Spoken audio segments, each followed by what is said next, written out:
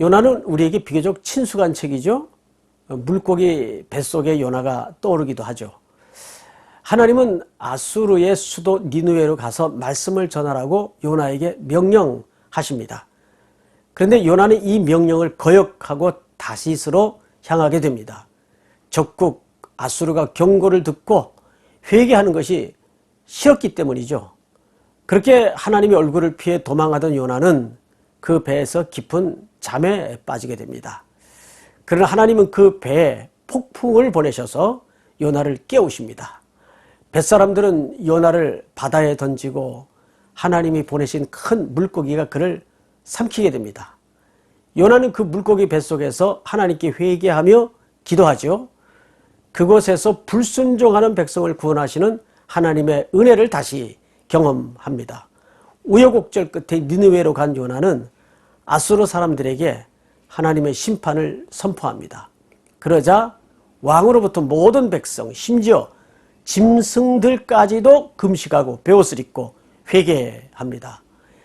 그렇게 하나님은 아수르에게 자비를 베푸셔서 재앙을 거두어 들이십니다. 그런데 요나는 이러한 하나님의 용서가 몹시 불편했습니다. 이스라엘의 대적이 하나님께 돌아와 용서를 받았다는 사실이 못마땅했던 것이죠. 이 대목에서 우리가 잘 아는 박농쿨 이야기가 등장을 합니다. 요나는 박농쿨을 그늘 삼아 뜨거운 태양을 피하고 있었습니다. 그런데 하나님께서 벌레를 보내셔서 그것을 말라버리게 하십니다. 그러자 요나는 시들어버린 박농쿨 때문에 화를 내고 원망합니다. 그때 하나님은 요나에게 이렇게 말씀하십니다.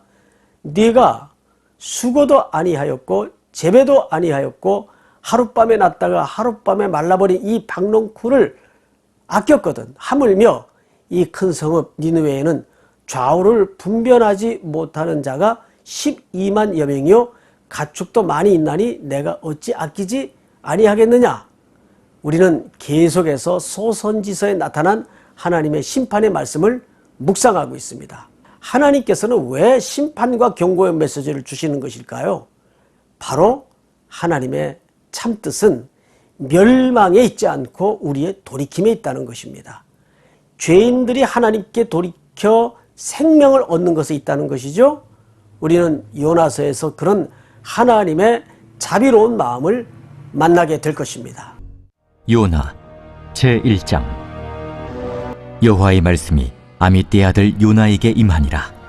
이르시되 너는 일어나 저 큰 성읍 니느웨로 와서 그것을 향하여 외치라. 그 악독이 내 앞에 상달되었음이니라. 그러나 요나가 여호와의 얼굴을 피하려고 일어나 다시스로 도망하려 하여 욕바로 내려갔더니 마침 다시스로 가는 배를 만난지라. 여호와의 얼굴을 피하여 그들과 함께 다시스로 가려고 배삭을 주고 배에 올랐더라. 여호와께서 큰 바람을 바다 위에 내리시매 바다 가운데에 큰 폭풍이 일어나 배가 거의 깨지게 된지라. 사공들이 두려워하여 각각 자기의 신을 부르고 또 배를 가볍게 하려고 그 가운데 물건들을 바다에 던지니라. 그러나 요나는 배 밑층에 내려가서 누워 깊이 잠이 든지라. 선장이 그에게 가서 이르되 자는 자여 어찌함이냐. 일어나서 내 하나님께 구하라. 혹시 하나님이 우리를 생각하사 망하지 아니하게 하시리라 하니라. 그들이 서로 이르되 자, 우리가 제비를 뽑아 이 재앙이 누구로 말미암아 우리에게 임하였나 알아보자. 하고 곧 제비를 뽑으니 제비가 요나에게 뽑힌지라. 무리가 그에게 이르되 청하건대 이 재앙이 누구 때문에 우리에게 임하였는가 말하라. 내 생업이 무엇이며 내가 어디서 왔으며 내 나라가 어디며 어느 민족에 속하였느냐. 나는 히브리 사람이요 바다와 육지를 지으신 하늘의 하나님 여호와를 경외하는 자로라. 자기가 여호와의 얼굴을 피함인 줄을 그들에게 말하였으므로 무리가 알고 심히 두려워하여 이르되 내가 어찌하여 그렇게 행하였느냐. 바다가 점점 흉흉한지라. 무리가 그에게 이르되 우리가 너를 어떻게 하여야 바다가 우리를 위하여 잔잔하겠느냐. 나를 들어 바다에 던지라. 그리하면 바다가 너희를 위하여 잔잔하리라. 너희가 이 큰 폭풍을 만난 것이 나 때문인 줄을 내가 아노라. 그러나 그 그 사람들이 힘써 노를 저어 배를 육지로 돌리고자 하다가 바다가 그들을 향하여 점점 더 흉흉함으로 능히 못한지라 무리가 여호와께 부르짖어 이르되 여호와여, 구하고 구하오니 이 사람의 생명 때문에 우리를 멸망시키지 마옵소서. 무지한 피를 우리에게 돌리지 마옵소서. 주 여호와께서는 주의 뜻대로 행하심이니이다. 요나를 들어 바다에 던지매 바다가 뛰노는 것이 곧 그친지라. 그 사람들이 여호와를 크게 두려워하여 여호와께 제물을 드리고 서원을 하였더라. 여호와께서 이미 큰 물고기를 예비하사 요나를 삼키게 하셨으니 요나가 밤낮 3일을 물고기 뱃속에 있으니라. 제2장. 요나가 물고기 뱃속에서 그의 하나님 여호와께 기도하여 이르되 내가 받는 고난으로 말미암아 여호와께 불러 아뢰었더니 주께서 내게 대답하셨고 내가 수월의 뱃속에서 부르짖었더니 주께서 내 음성을 들으셨나이다. 주께서 나를 깊음 속 바다 가운데에 던지셨으므로 큰 물이 나를 둘렀고 주의 파도와 큰 물결이 다 내 위에 넘쳤나이다. 내가 말하기를 내가 주의 목전에서 쫓겨났을지라도 다시 주의 성전을 바라보겠다 하였나이다. 물이 나를 영혼까지 둘러싸우며 깊음이 나를 에워싸고 바다풀이 내 머리를 감쌌나이다. 내가 산의 뿌리까지 내려갔사오며 땅이 그 빗장으로 나를 오래도록 막았사오나 나의 하나님 여호와여, 주께서 내 생명을 구덩이에서 건지셨나이다. 내 영혼이 내 속에서 피곤할 때에 내가 여호와를 생각하였더니 내 기도가 주께 이르렀사오며 주의 성전에 미쳤나이다. 거짓되고 헛된 것을 숭상하는 모든 자는 자기에게 베푸신 은혜를 버렸사오나 나는 감사하는 목소리로 주께 제사를 드리며 나의 서원을 주께 갚겠나이다. 구원은 여호와께 속하였나이다. 여호와께서 그 물고기에게 말씀하시매 요나를 육지에 토하니라.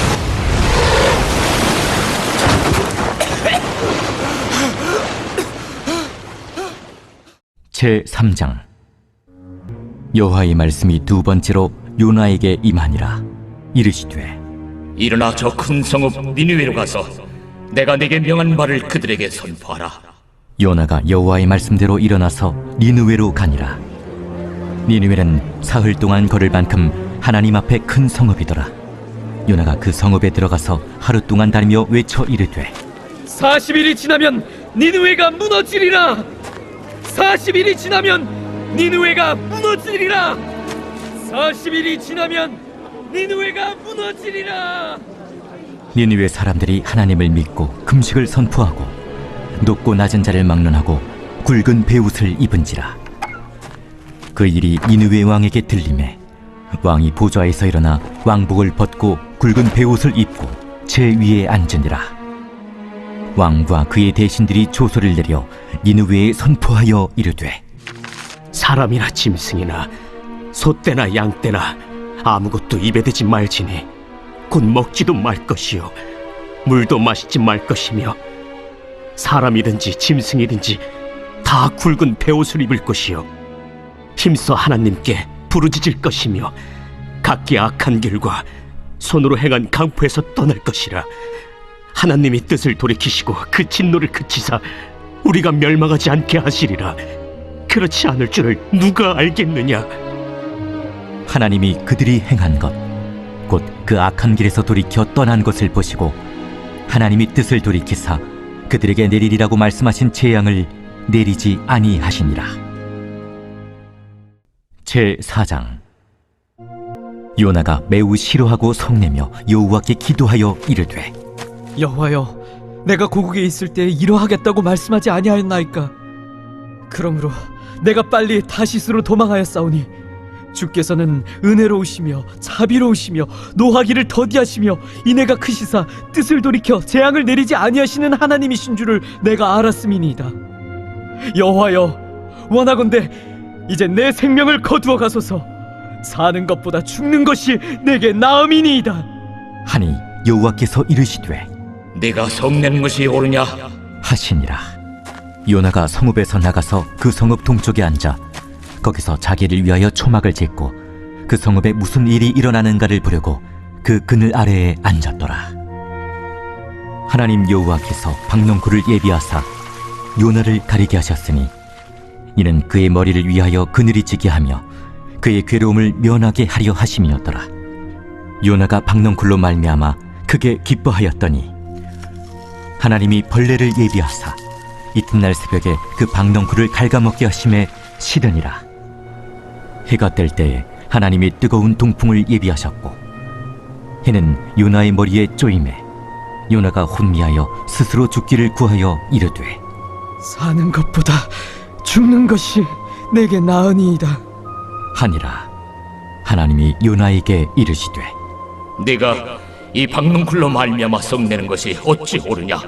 내가 성내어 죽기까지 할지라도 옳으니이다. 네가 수고도 아니하였고 재배도 아니하였고 하룻밤에 났다가 하룻밤에 말라버린 이 박넝쿨을 아꼈거든. 하물며 이 큰 성읍 니느웨에는 좌우를 분별하지 못하는 자가 12만여 명이요 가축도 많이 있나니 내가 어찌 아끼지 아니하겠느냐? 하시니라. 미가의 신앙의 핵심은 무엇인가?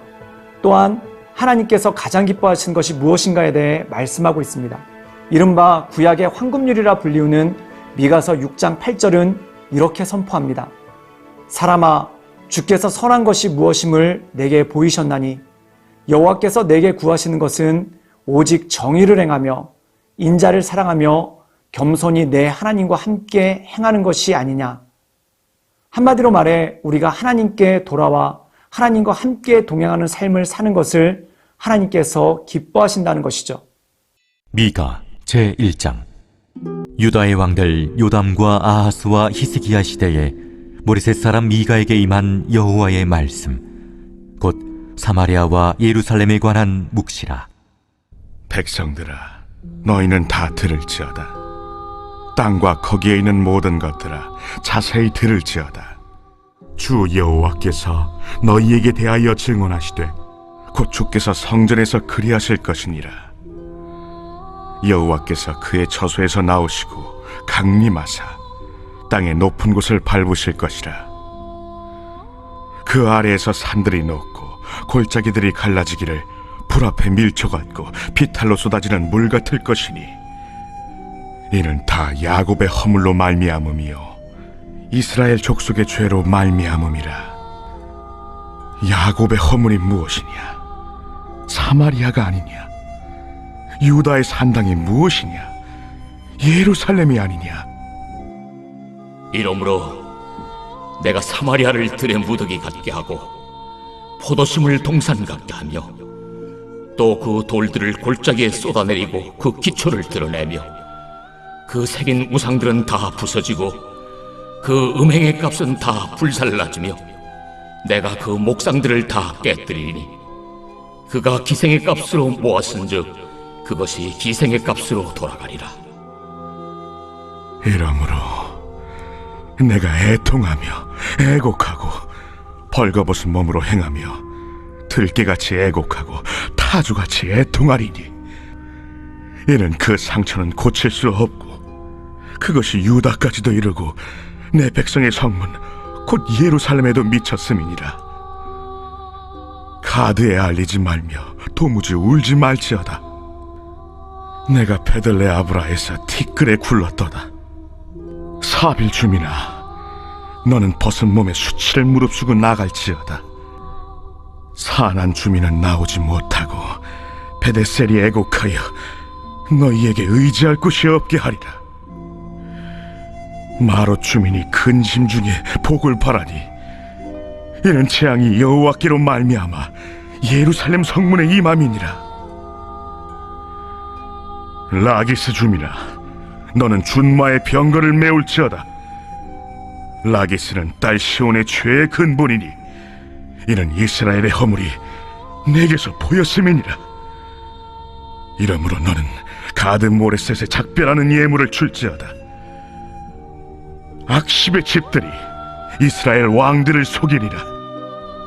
마레사 주민아, 내가 장차 너를 소유할 자로 내게 이르게 하리니 이스라엘의 영광이 아둘람까지 이를 것이라. 너는 내 기뻐하는 자식으로 인하여 내 머리털을 깎아 대머리 같게 할지어다. 내 머리가 크게 벗어지게 하기를 독수리 같게 할지어다. 이는 그들이 사로잡혀 너를 떠났음이라.